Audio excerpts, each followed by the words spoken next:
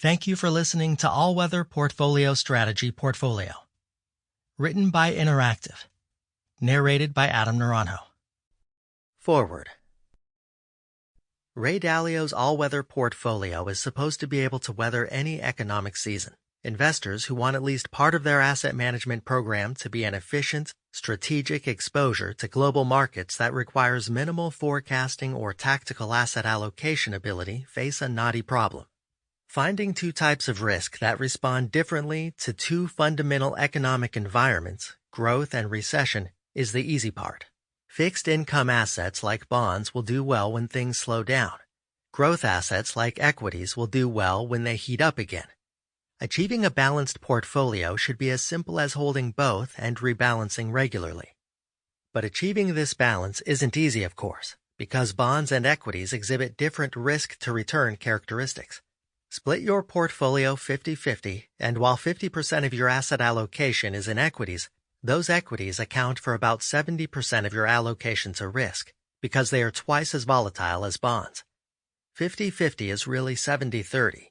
Try to achieve a 50-50 risk allocation and you end up with something more like a 35-65 portfolio, which is great, except your gains will be paltry because bonds earn about half the long-term return as equities. For some time, two basic solutions to this problem have been proposed.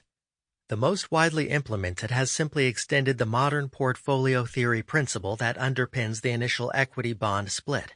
Combining two assets with low correlation with one another can reduce risk more than it reduces return into the equity side of the portfolio.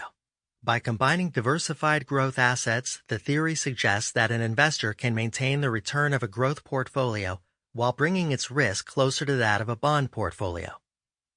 Reality, particularly the kind of reality we got in 2008, suggests that much of that diversification can evaporate from time to time. And during these times, not only is the risk not lower, it is usually higher because volatility rises as downside directional correlation increases. The second basic solution has come to be known as a risky parity portfolio. As that name suggests, this also tries to bring the relative volatility of fixed income and growth assets into parity.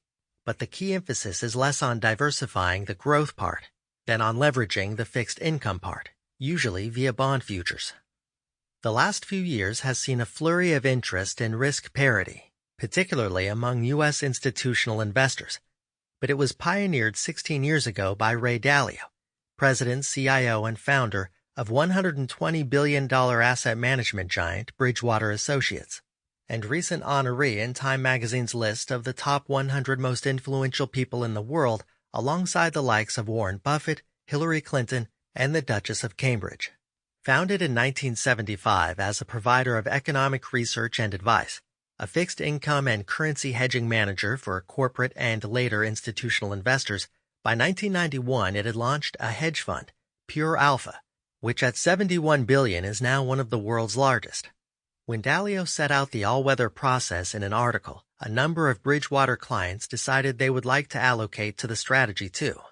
Quote, they generally set up pilot programs that represented 1 to 5% of their overall portfolios, which then increased through time as we monitored how the all-weather concept worked, he said. Quote, typically it has settled at 10 to 20%. In some cases it has evolved to 100%, where clients have gone on to implement it themselves. So this is the essential idea behind risk parity. As Dalio puts it, once you have taken the steps to make all asset classes exhibit approximately the same risk, you can begin to diversify for all economic environments without giving up expected returns. Or to put it another way, your search for diversification need no longer be constrained by fear of its impact on your long-term returns. The first thing to observe is that all-weather's approach to diversification differs from classic modern portfolio theory in that it is fundamental and qualitative rather than quantitative. All asset classes are priced according to what an investor would pay for the future cash flows upon which it is a claim, according to Dalio. Quote, that's how a bond, a stock, or a piece of real estate compete, he says. Quote, so the most important driver of return is when the expectation of that income stream changes, unquote. Given that, strategic diversification through the economic cycle is achieved through a balance between assets. Sample complete. Ready to continue?